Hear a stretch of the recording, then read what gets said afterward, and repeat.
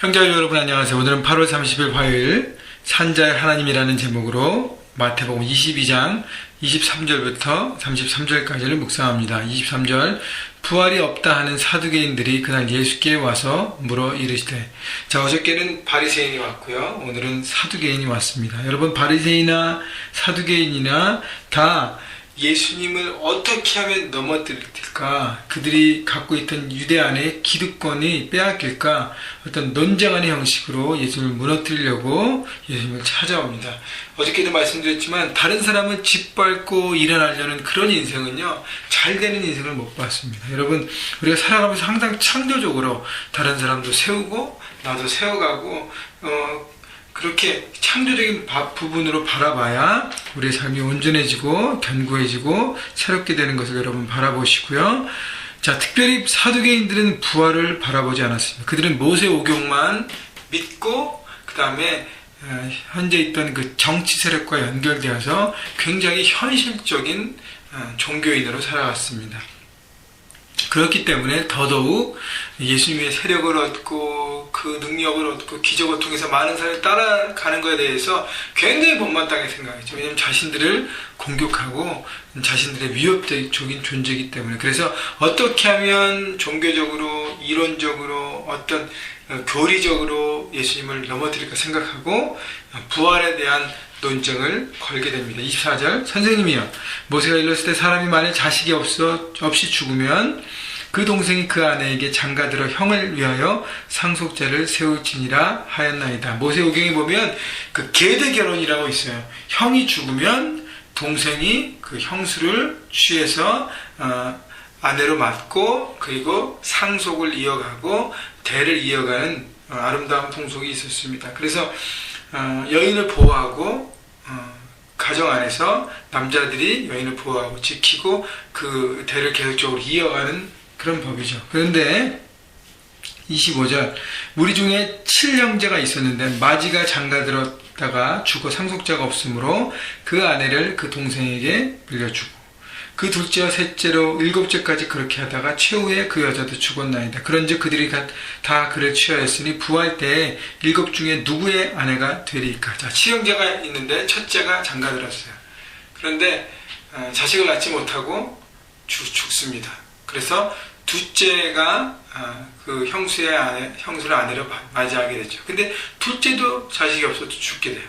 셋째, 넷째, 일곱째까지 다 그렇게 하다 죽어서 그 여자도 죽었다면 나중엔 그 부활 때 누구의 아내가 되겠냐는 것이죠. 여러분, 지극히 육적인 눈으로 바라보고 생각하고 하나님 말씀을 풀어갑니다. 그런데요, 더 이전에 여러분 생각해 보세요. 칠형제가 있는 경우의 수도 굉장히 적습니다. 여러분, 형제 옛날에는 있을 수 있지만 요즘은 전혀 없고요. 물론 옛날에는 형제가 많았기 때문에 있을 수도 있지만 여러분, 7형제가 있다는 경우도 굉장히 적어요. 그런데 또 7형제 중에도 첫째가 결혼하고 그 다음에 죽게 되고 그 다음에 둘째가 총각으로 있다가 또 죽게 되고 형수를 맞고 죽게 되고 셋째, 넷째, 다섯째, 여섯째, 일곱째까지 다 죽었습니다. 여러분, 7형제가 이렇게 다 죽는 경우도 굉장히 드물어요. 그런 경우가 있을까요? 또 차례대로 죽었습니다. 그죠? 첫째 죽고, 둘째 죽고, 셋째 죽고, 넷째 죽고, 다섯째, 여섯째, 일곱째가 차례대로 죽을 경우의 수가 있나요? 여러분, 그런 경우의 수는 없다고 할 수 있습니다. 물론 있을 수는 있어요. 확률이 전혀 없는 건 아니겠죠. 그러나 전혀 생각할 수 없는 확률, 7형제가 다 죽는 경우의 수, 그것도 차례대로 죽을 경우의 수, 이런 경우의 수는 사실 거의 없고 확률이 전혀 없는 경우의 수인데 이거를 가지고 자신들의 논리를 세운다는 건 뭐예요? 상대방을 넘어뜨리게 하는 꼼수라는 것입니다. 여러분, 확률이 거의 없는 것을 가지고 자신들의 논리를 핀다는 것, 이런 거 말이 되는가요? 상대방을 넘어뜨리게 하는 하나의 꼼수가 된 것이죠. 근데요, 사두개인은요, 자기들이 그거를 생각하면서 기발하다 생각했을 거예요. 그런데 육의 눈으로만 세상을 보았습니다. 그들의 생각과 관점이 보이는 것에만 묶여 있었어요. 그래서 부활도 영원한 삶도 육적인 눈과 생각 가운데 머물러서 예수님 앞에 질문했습니다. 그때 예수님이 대답이 29절에 예수께서 대답하여 이르시되 너희가 성경도 하나님의 능력도 알지 못하는 거로 오해하였도다.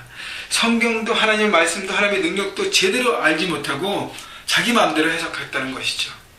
왜냐하면 그들은 자기들이 원하는 것을 얻기 위해서 성경을 해석을 끌어냈다는 것이고 하나님의 능력과 그것을 자신의 육적인 눈과 생각으로 부활을 우리 육의 몸과 육의 생각으로만 이해하려고 그러니까 이해가 되지 않죠. 그러니까 그런 억지 해석이 나오는 것입니다. 예수님은 보이지 않는 것을 바라봐야 한다고 말씀하시는 거예요. 영적인 눈을 뜨고 세상을 보아야 해야 되고 부활도 마찬가지라. 그래서 성경을 그렇게 되면 오해하고 하나님의 능력도 자신들의 생각의 틀에 갇혀서 그렇게 제한시켜 버리는 것입니다. 부활을 자기의 생각으로 이해하려니까 그걸 제한시켜 버리잖아요. 자, 그래서 30절에 예수님께서 대답하십니다. 부활 때에는 장가도 아니 가고 시집도 아니 가고 하늘에 있는 천사들과 같으니라. 영원한 삶 부활은 장가 시집을 가는 육의 개념으로 이해할 수 없다는 것입니다. 영적 존재가 되기 때문에 영적으로 이해하고 깨달을 필요가 있다는 것이죠. 그래서 사두개인에 대해서 예수님께서 말씀하신 것은 너희는 육의 생각에 머물러 있고 보이는 건 그것만 붙잡고 있기 때문에 성경은 너희 마음대로 해석하고 너희들이 원하는 쪽으로 끌어내서 이렇게 확률이 거의 없는 것을 경우의 수로 붙잡고 억지를 쓰고 있다는 것을 말씀하십니다. 31절 죽은 자의 부활을 논할진대 하나님이 너희에게 말씀하신 바 32절이 너무 중요하죠. 나는 아브라함의 하나님이요 이삭의 하나님이요 야곱의 하나님이로다 하신 것을 읽어보지 못하였느냐. 하나님은 죽은 자의 하나님이 아니요 살아있는 자의 하나님이시니라. 하나님은 너희가 믿고 있는 너희 조상들의 하나님, 그 하나님이 죽은 자의 하나님이 아니라 살아있는 자의 하나님이라는 것이죠. 그 너희들의 조상도 부활 때 부활해서 마지막 때에 부활해서 영원한 삶을 함께 누리고 있는 거고 지금도 육은 썩어졌지만 영은 살아있어서 나와 함께 있으면 하나님이 말씀하신다는 것입니다. 여러분 그래서요 살아계신 하나님을 믿고 바라보는 그것은 바로 우리 영의 눈으로 바라보는 것이죠. 육신을 썩어서 죽습니다. 눈에 보이는 것 그것은 다 무너집니다. 그러나 영원한 눈을 바라봐야 한다는. 그래서 예수님은 더 나아가 사두의 개인의 생각을 넓히고 깨우치게 하기 위해서 죽은 자를 살리는 부활, 하나님의 영적인 눈, 영적인 이해로 생각하고 바라봐야 살아계신 하나님을 바라볼 수 있다고 얘기하는 것입니다. 33절 그래서 무리가 듣고 그의 가르치심에 놀라더라.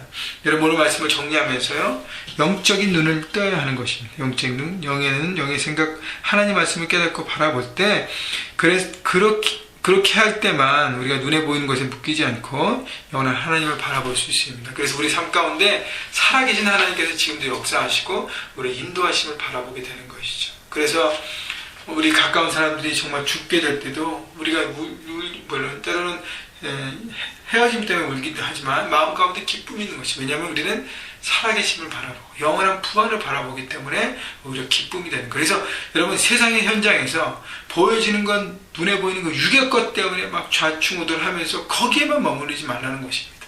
영원한 하나님의 나라를 바라보고 그 위에서 그 모든 것을 품어내는 하나님의 나라를 살아가십시오. 그렇게 살아가실 때 현장에서 승리할 수 있게 되고요. 그리고 다른 사람을 무너뜨리는 것에 삶을 집중하는 것이 아니라 세우고 온전케 하는데 그리고 한 번 더 강조하는 것은 여러분 영적인 눈과 영적인 생각, 영적인 것을 위해서 성령께 여러분 구하시고 그것을 가지고 말씀 묵상해야 하나님의 뜻을 바라보고 영원한 삶을 우리가 추구하는 삶을 살아갈 수 있는 것입니다. 그렇게 살아가시기를 주님의 이름으로 축원합니다.